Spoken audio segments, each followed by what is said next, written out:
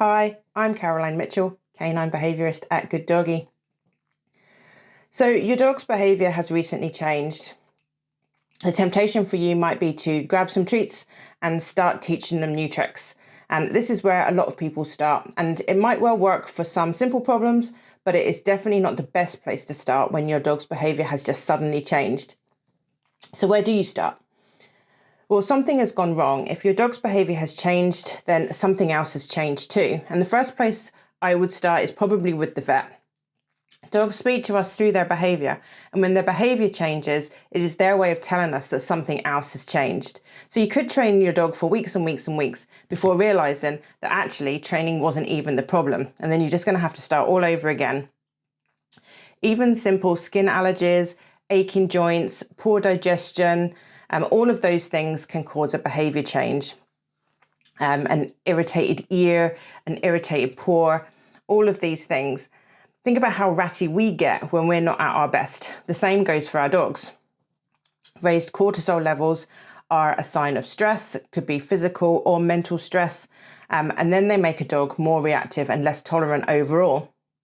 So a quick visit to your vet could rule out any kind of illness or condition or pain, anything that might be underlying that could be causing that behaviour change.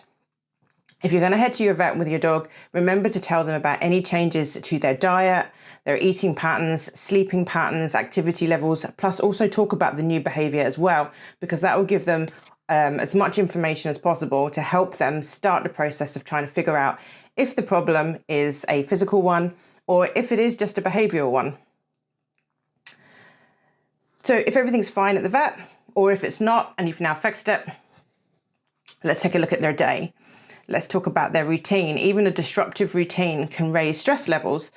We just talked about cortisol levels being raised by illness or pain. It can also be raised by just general overall stress. So this can cause frustration, reactive behaviours. It can really shorten your dog's fuse, and it will use up their willpower as well, which will amplify behaviours that are already there. So rather than walking away from a situation that maybe they've come across, maybe now they snap or growl because that willpower to maintain a calmer composure has been erased just by general changes in their routine, their feeding, their sleeping, and that kind of thing.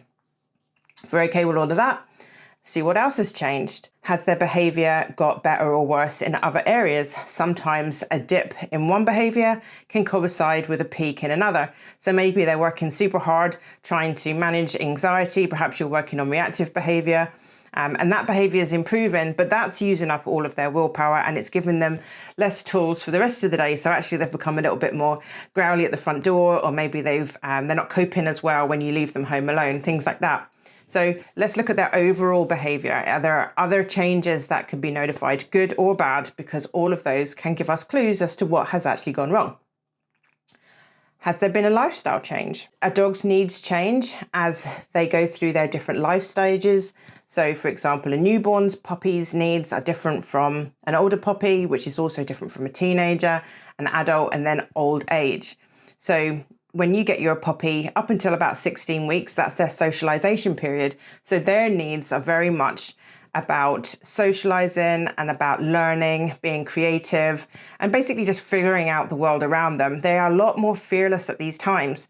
When they become a teenager, that all changes. They become an adolescent. Their behavior becomes very, very changeable. So if your dog has recently passed between sort of 16 to 20 weeks-ish, then it's possible that behavior change has come down to that life stage change. Teenagers are less focused on learning. They're less focused on socialization. And what they're really focusing on at this point is learning life skills. So at this stage in their life, they're really, really trying to hone in on things that will keep them safe, keep them alive. So they're looking for activities that replicate hunting. They're looking for things that replicate sort of fighting and those kinds of things. So their needs have changed. They're more interested in safety and their physical needs than they are their confidence building and learning about the world. So that's a huge change for a teenager, and they'll go through this stage for a couple of years. It will peak quite early on, but they won't be out of the woods until they become an adult, And at this stage, then everything is stabilizing a little bit and they are starting to settle down into their permanent behaviors. The teenage stage is very fluent. They will be up and they will down. Their confidence changes daily. Sometimes they'll be full of confidence. Other days they'll be full of anxiety. And they're very vulnerable to behavior change at this stage of their life. So any behavior problems that you're noticing during this age that appear to have come from nowhere are most likely experimental behaviors as a result of being a teenager. But that doesn't mean that you don't address them. It just means that's the reason for the behavior. In fact, during those teenage years, because their behavior is so fluid, that is actually a really good time to try and get those changes in place so that when they do settle down into their adult years, they're settling down into a pattern of behavior that you prefer, as opposed to picking up a lot of bad habits and keeping those into adulthood when it is slightly harder. Of course, never impossible. The rescue dog's needs change. From the day that they arrive in their new home, the first 3 days, they're in survival mode.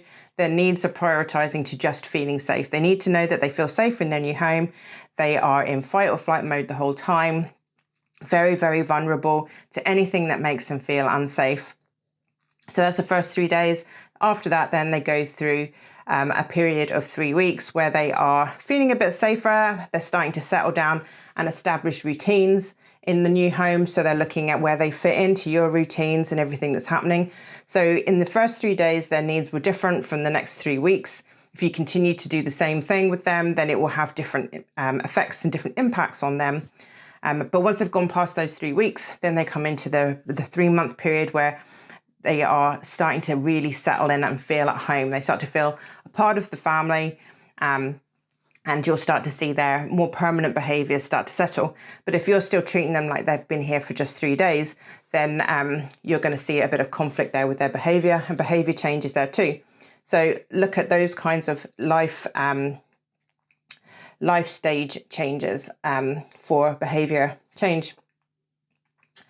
So we get to the end of the list. We've kind of ruled out everything, or we've established a cause of it.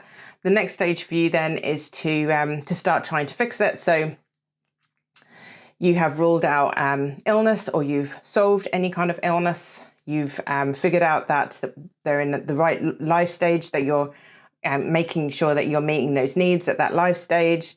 Any kind of routine changes or anything else that's happened, that's all settled down as well.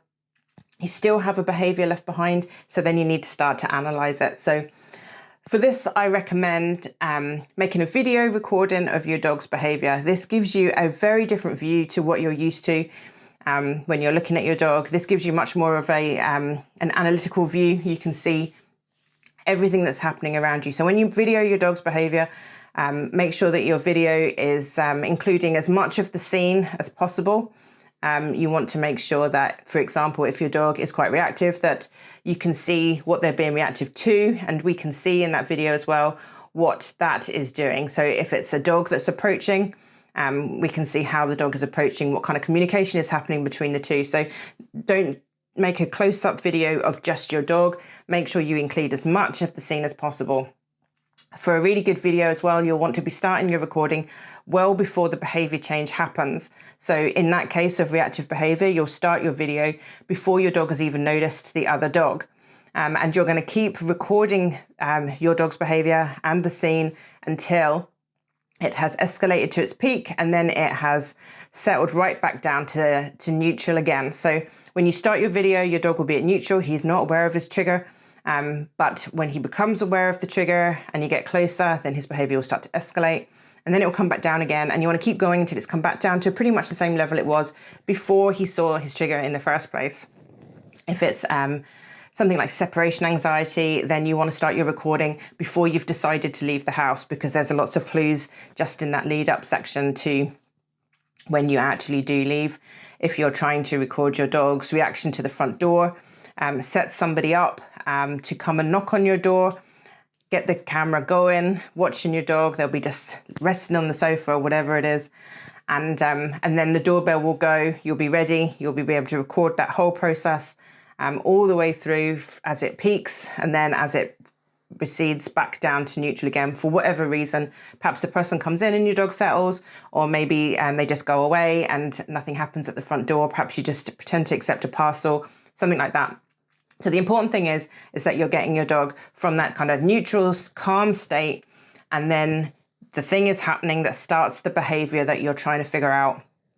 And you're going to record all the way through the process until everything is resolved and everything comes back to zero again and your dog's nice and calm.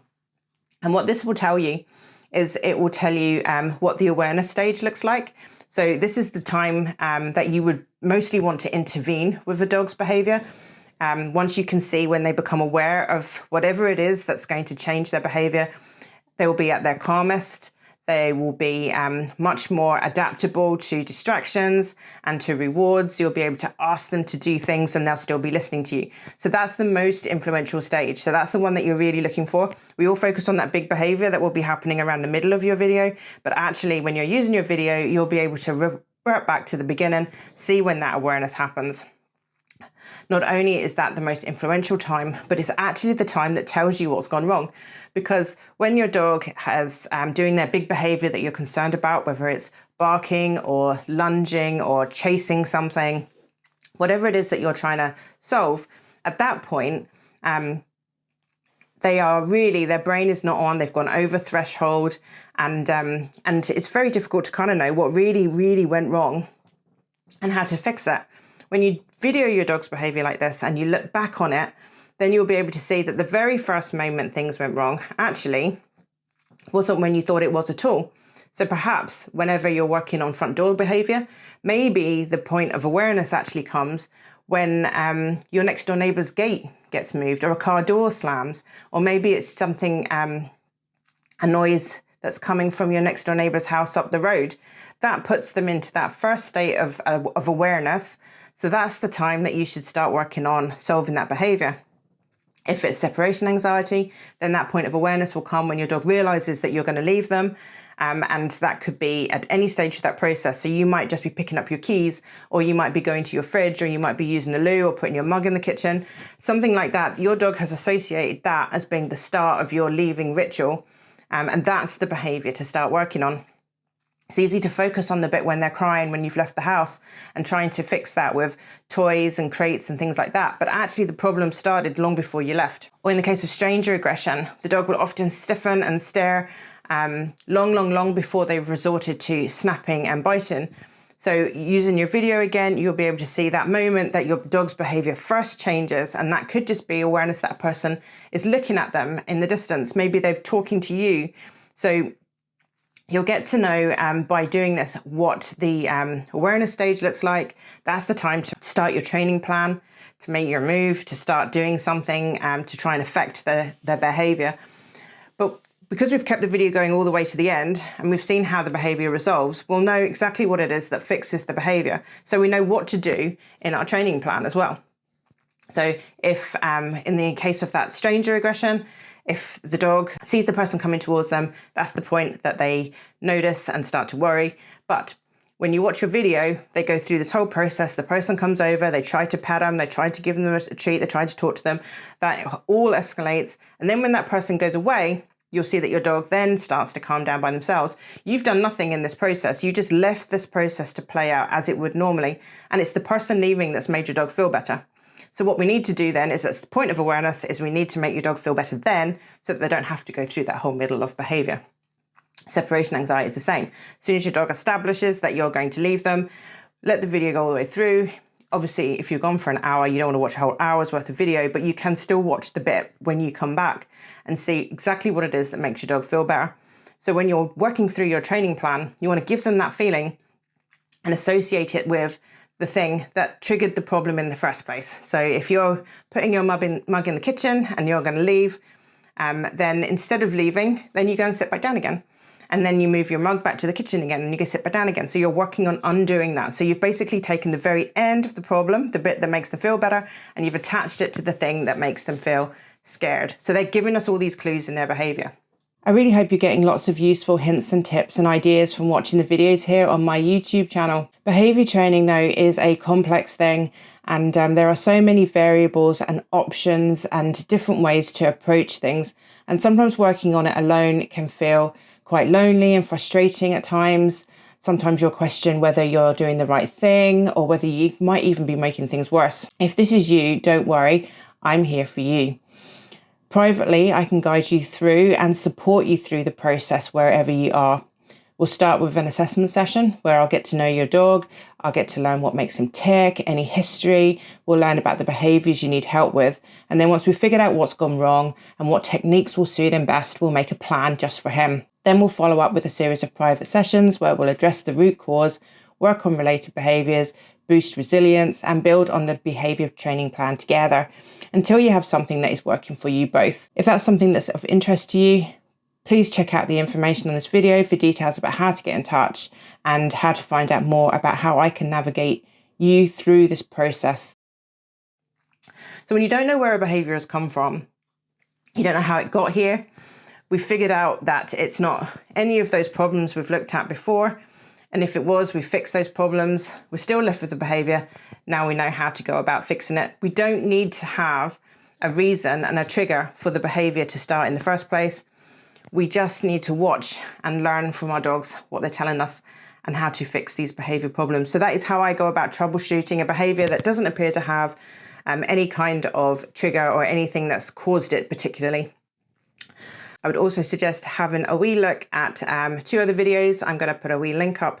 So my video about threshold and my video about Maslow's pyramid of needs, because those 2 videos there will give you a lot of insight into why behaviour happens and how it changes and how to address those needs as well. Hopefully that's been helpful for you. If you're struggling with behaviour, leave me a message in the comments and we can have a wee chat about it and see if I can help you figure out exactly where it's come from, if none of those things have worked. And if you get to the end and you still have none the wiser, now you at least know how to start when you're trying to approach the problem and solve it yourself. Take care for now. Bye-bye.